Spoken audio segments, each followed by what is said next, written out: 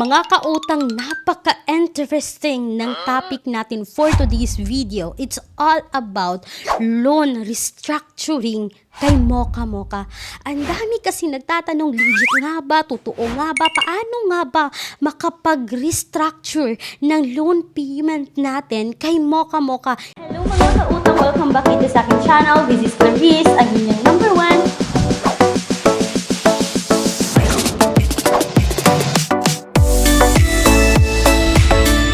ito sa video na to. Napaka-thankful ko ulit dahil may nag-share sa akin, 2 tao to guys, na na-approve yung restructuring sa payment nila kay Mocha Mocha. Pero mga kautang, make sure na iniisip natin kung worth it bang mag-apply ng restructuring dito sa loan application na to. And eto na nga mga kautang, no, may na-approve ng 5,000 monthly yan na babayaran for 34 months. So total natin mga kautang aabot ng 170,000 pesos. At yung isa man na nakausap ko is meron siyang monthly na 8,000 pesos. So mga kautang, loan restructuring, sa unang tingin natin is parang payment arrangement lang. Pero kapag itinutal natin lahat mga kautang, malaking commitment ito. At hindi lang malaking commitment kasi more long term na siya.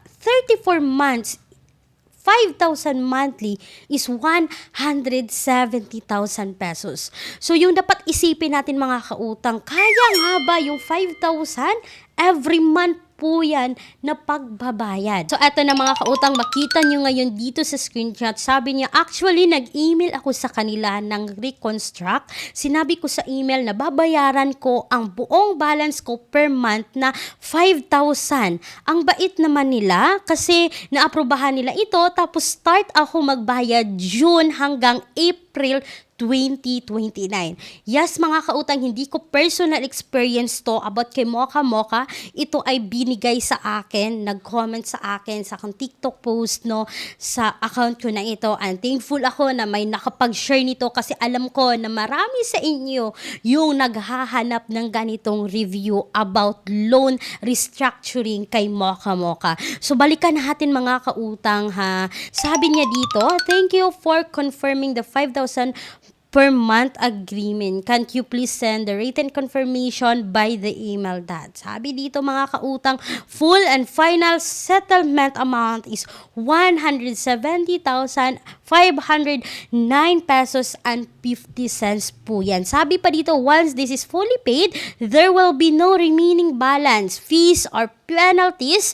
I will start payments when I receive this confirmation. So mga kautang, yung pag-apply ng payment restructuring, hindi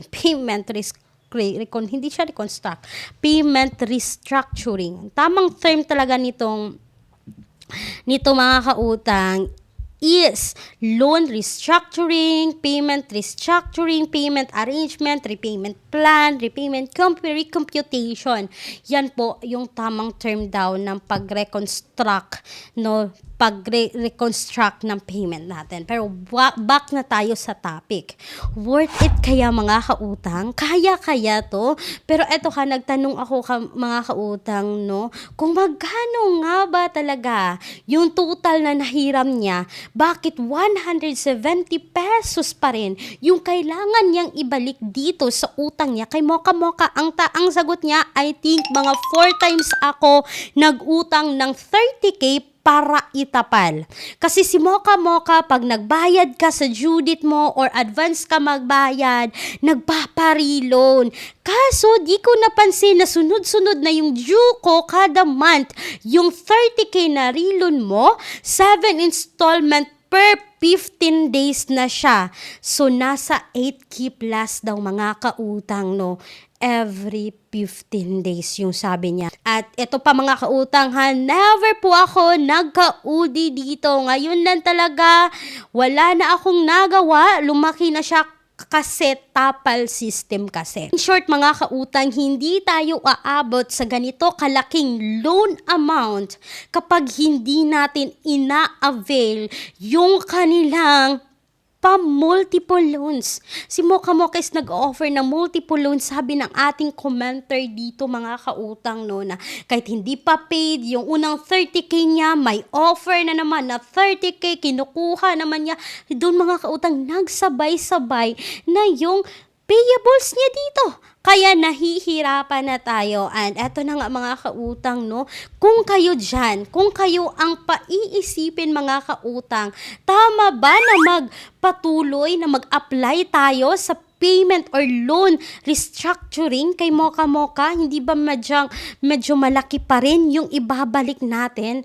So mga kautang, isipin natin yan ng maigi bago tayo mag-proceed. At eto pa ha, isa pang commenter, nakausap ko talaga si ma'am, no, sabi niya sa akin, na bahala lang po ako, bigla na lang silang tumigil kasi si Mocha Mocha is tumatawag, tumitext. Sabi naman niya, bahala ko pa rin bayaran ng Mocha Mocha dahil medyo malaki yung nakuha ko. Kaya nag-request po ako ng payment reconstruction. Pumayag naman po na ma-waive penalties and mag-start ako sa payment sa June 10, pero di pa nag-reflect sa account ko. Pinakancel din nila yung complaints ko against them. So mga kautang, okay naman daw kausap kasi itong si ma'am, yung itong pangalawang nag-share sa akin is nag-report na naman siya na ganito si Mocha Mocha, yung collection practice, ganito ganyan. So sinabihan siya na tutulungan siyang makapag-reconstruct but kailangang i-cancel yung complaints niya against kay Mocha Mocha. So hindi yan gawa-gawa, may screenshots ako and thank you so much ma'am. Tatago ko na lang yung name nyo at nagtanong din ako dito sa kanya mga kautang kung ano bang gamit niya, no, sa pag-contact, no, kung sa tawag ba, hindi po, through email po siya nakipag-usap ng agent po ng Mocha Mocha para mag-file kayo ng loan restructuring about po sa inyong mga loans dito kay Mocha Mocha. So mga kautang, isipin nating mabuti, no, yung sa isa, yung sa una na 5,000, 30k, apat na 30k yon is nasa 120,000 lang. But kapag nag-reconstruct siya dito mga kautang, no, ay nako, aabot na po ng 170k. So ibig sabihin may 50k pa na interest siguro to. Tinatawag nilang interest kasama ng penalties sa loob ng 34 months, which is 34 months mga kautang ay 2 years and 8 months po yan mga kautang. So, yung isa, yung sa 8K mga kautang, hindi siya nag-share pa kung